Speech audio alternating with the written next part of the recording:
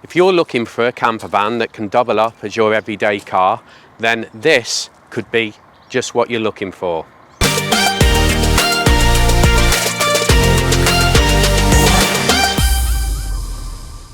Hi, I'm Dan and welcome to Bodan's, and in this video I'm going to be giving you a tour of this Cuba VW campervan and showing you why I think this is such a practical little camper. So the Cuba is built on the latest VW Caddy Commerce. It's compact enough to drive and park just like your normal family car, and there's even space in the back for the camper conversion.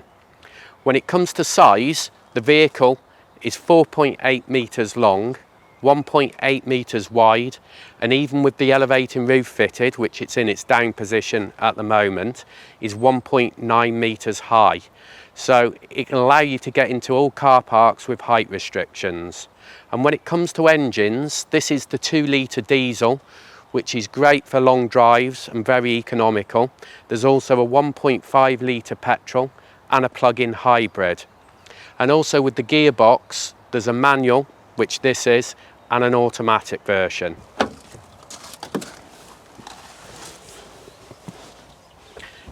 Instantly sitting into the vehicle, it feels like stepping into a normal car.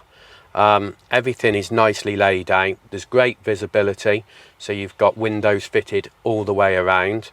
The dashboard is nicely laid out also, so you've got a nice clear digital dash with your rev counter and your speedo, and then it's got all the usual trip and miles on there to tell you what you're doing to the gallon. The steering wheel is a nicely covered leather steering wheel, and it's got the functions for your adaptive cruise control, so it will follow the vehicle in front and brake when the vehicle brakes. For the media system, which I'll go on to in a minute, you've got your volume, you've got your phone functions, and everything else. The storage in here is good too, so you've got storage pockets along the top of the dash, several pockets down the center console, and then in the door cards there's enough space for putting water bottles, water containers, etc. And then also you've got a lockable glove box. But it really is a nicely laid out dash, and it's quite comfy too. So let's go and have a look at the camper in the back. So before I show you inside, I'm going to lift up the Remo roof so you can see what it looks like in the elevated position. It's just basically undo the straps inside, front and back, which is really easy.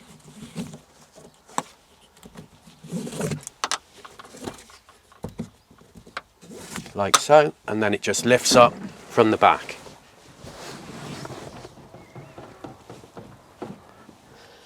As easy as that.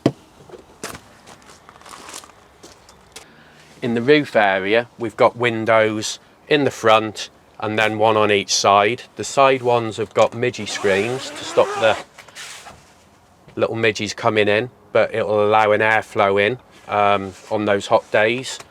And then on the front window, it's a plastic window, so if it's raining, you've still got light coming in, but obviously it keeps the rain out.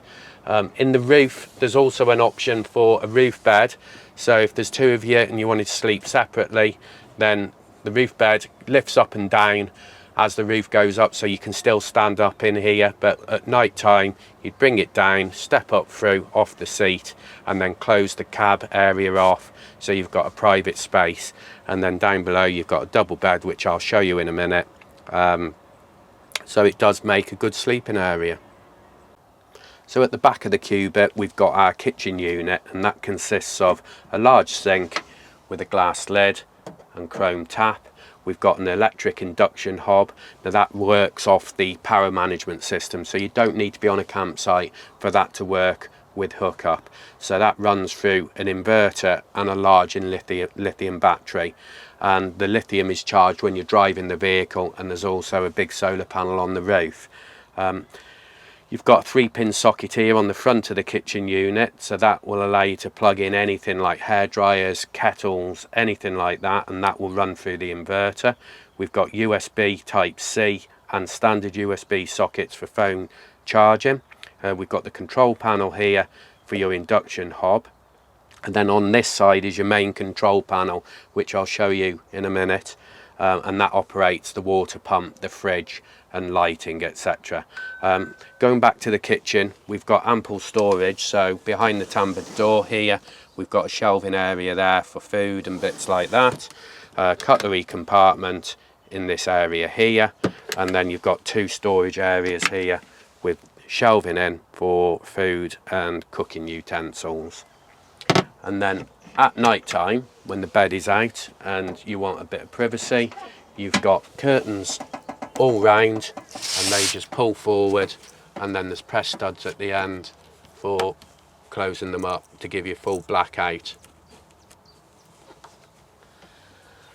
And then daytime, just a case of opening them again and putting the tie back on. And those curtains are all the way around. So that's the kitchen and the electrics. So going back to the power management system, this is your control panel here, which turns off your lighting for the near side, off side, water pump, fridge and auxiliary. You've also got USB sockets here and another voltmeter to give you an indication of what level your battery is at.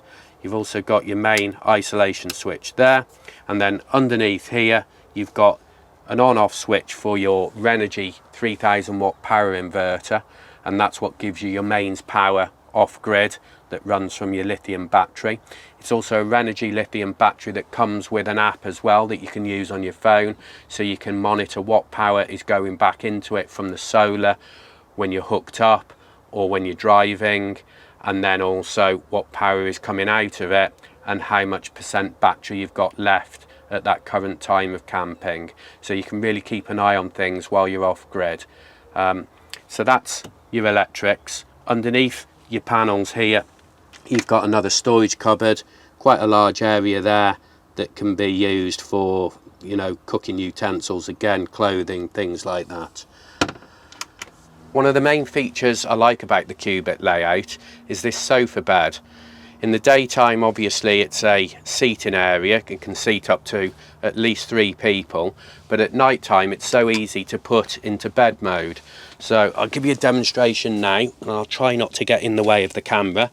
But slide it forward on its sliders, bring the mattress forward, and then the infill cushion, which is your backrest in seat mode, just slots down into the gap there, and that gives you a double bed, which is about just over 6 foot long.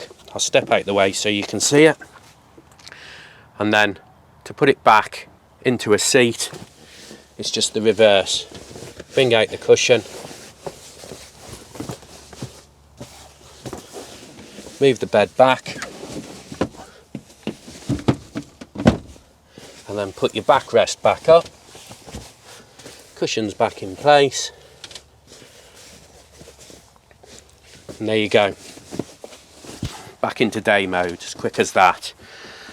Under the seat we've got, I'll put that back, under the seat we've got a compressor 12 volt fridge here, and then on this side is a storage area for bedding and things like that. So who do I think this Cubic campervan is for? Well, I think it would be great for couples or solo travellers that want the best of both worlds. It's perfect for your everyday car, but when adventure calls, it can easily transform into a camper ready for the open road. If you like the video, please give us a thumbs up and consider subscribing if you want to see more videos like this. I'm Dan, and until the next one, bye for now.